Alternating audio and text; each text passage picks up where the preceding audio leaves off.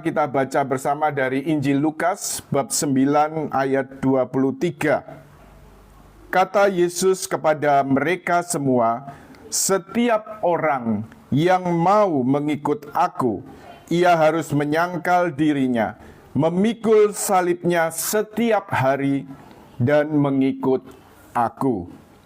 Jadi dikatakan oleh Tuhan Yesus di sini, setiap orang yang mau mengikuti Dia harus menyangkal diri dan memikul salibnya setiap hari. Mari kita renungkan kata setiap hari. Mengapa setiap hari? Karena apa? Mengapa harus menyangkal diri dan memikul salib setiap hari? Karena realitas penderitaan manusia ini terjadi setiap hari.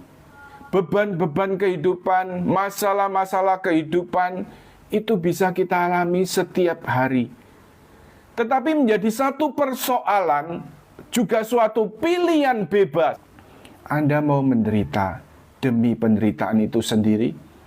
Atau dalam situasi menderita tadi lari ke sana kemari, lari pada semua yang ditawarkan dunia, tambah tidak karu-karuan?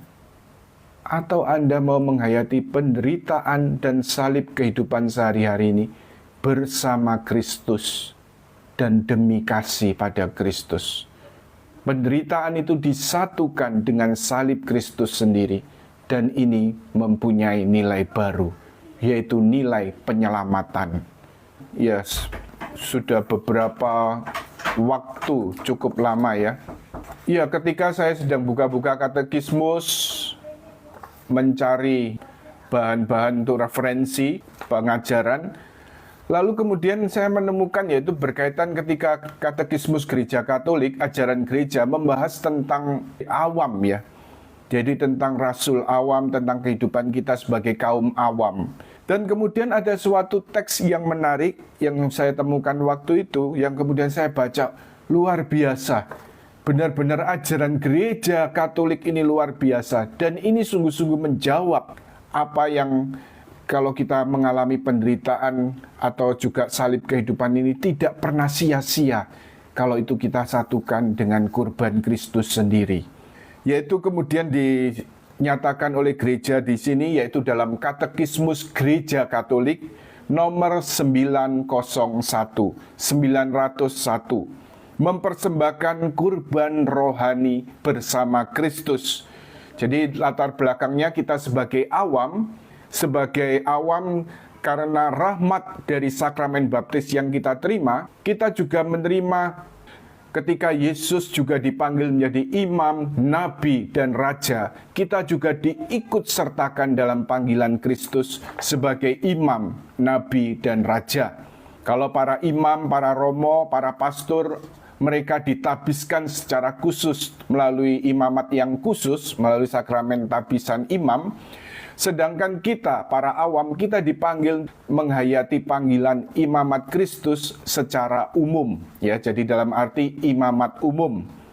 Jadi dalam Katekismus Gereja Katolik 901 dikatakan di sana, kaum awam sebagai orang yang menyerahkan diri kepada Kristus dan diurapi dengan Roh Kudus secara ajaib, dipanggil dan disiapkan supaya secara makin limpah menghasilkan buah-buah roh dalam diri mereka.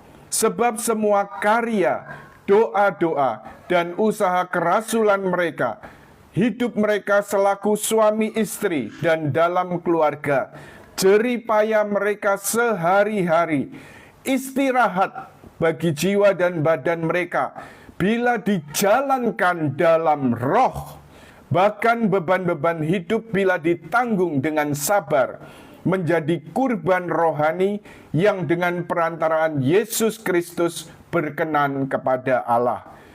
Kurban itu dalam perayaan Ekaristi bersama persembahan tubuh Tuhan penuh khidmat dipersembahkan kepada Bapa. Demikianlah para awam pun sebagai penyembah Allah yang di mana-mana hidup dengan suci, membaktikan dunia kepada Allah. Dari Lumen Gentium, juga katekismus ini mengutip dari Lumen Gentium artikel ke-34 dan kemudian bandingkan Lumen Gentium 10. Jadi Lumen Gentium ini salah satu dekrit dokumen dalam Konsili Vatikan kedua. Jadi dalam hal ini kita lihat ya, panggilan kita sebagai awam karena sakramen baptis yang kita terima, kita diikut sertakan juga dalam imamat Kristus. Tugas seorang imam. Nah, apa tugas seorang imam? Jadi dalam imamat umum ini ya, seorang imam, ya mulai kalau kita lihat dalam perjanjian lama sampai kemudian perjanjian baru, tugas seorang imam adalah apa? Berdoa dan mempersembahkan kurban. Itu secara sederhananya ya. Nah, demikian juga kemudian menguduskan ya. Jadi artinya menguduskan diri, menguduskan keluarga, menguduskan umat Allah. Dalam hal ini kemudian karena kita juga dipanggil untuk menghayati, untuk ikut serta dalam imamat Kristus, maka kaum awam sebagai orang yang menyerahkan diri kepada Kristus dan diurapi Roh Kudus dipanggil secara ajaib dan disiapkan supaya menghasilkan buah-buah roh dalam diri mereka. Sederhananya apa sih? Kita para awam ini dipanggil menjadi kudus. Dipanggil menjadi kudus. Dan itu kemudian juga ditegaskan ya, mulai dari Injil, di mana Tuhan Yesus sendiri mengatakan, ya, hendaknya kamu sempurna, sama seperti Bapa di surga adalah sempurna. Ya, jadi kemudian dalam teks kitab suci dalam surat kepada orang Ibrani, tanpa kekudusan kamu tidak akan melihat Allah. Lalu kemudian Konsili Vatikan kedua juga dalam dekritnya Lumen Gentium juga menegaskan setiap umat Kristiani dipanggil dalam kesempurnaan kasih, yaitu kekudusan itu sendiri. Lalu kemudian juga secara jelas kemudian Paus Fransiskus juga mengeluarkan suatu surat apostolik, yaitu Gaudete et Exsultate, yang juga menegaskan kembali yaitu panggilan setiap umat Allah, ya entah itu imam, biarawan, biarawati, atau juga awam dipanggil menjadi kudus. Kekudusan, ini suatu panggilan yang begitu indah. Tanpa kekudusan, kamu tidak akan melihat Allah, dikatakan dalam surat Ibrani. Jadi demikian, ini suatu rahasia. Mengapa? Yesus mengatakan, kalau mau mengikuti aku, menyangkal diri dan memikul salib setiap hari. Setiap hari. Setiap hari yang kita jalani, bahkan di tengah rutinitas hidup, rutinitas pekerjaan, kehidupan kita berkeluarga, kehidupan kita bekerja, lalu kemudian juga kita pelayanan, kita ya bahkan semua, bahkan dikatakan dalam katekismus ini bahkan di tengah rekreasi. Tapi dikatakan di sini baik istirahat bagi jiwa dan badan, ya termasuk rekreasi, bila dijalankan dalam roh, dijalankan dalam Roh Kudus, beban-beban hidup ditanggung bersama Kristus, kehidupan sebagai suami istri, segala karya, pekerjaan, doa, usaha, pelayanan, jeripaya sehari-hari, semuanya bila dijalankan dalam roh, termasuk istirahat dan rekreasi tadi, itu mempunyai nilai pengudusan. Wah, luar biasa ya. Luar biasa ini.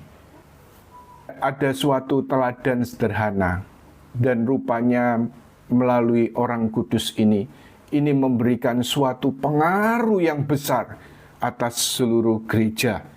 Ya, bahkan sehingga kemudian dalam Minggu Misi tahun 1997 oleh Paus Yohanes Paulus II, kemudian mengangkat seorang pujangga gereja untuk menunjukkan suatu ajaran rohani, suatu jalan yang sederhana, jalan yang sangat injili, sesuai dengan semangat Injil,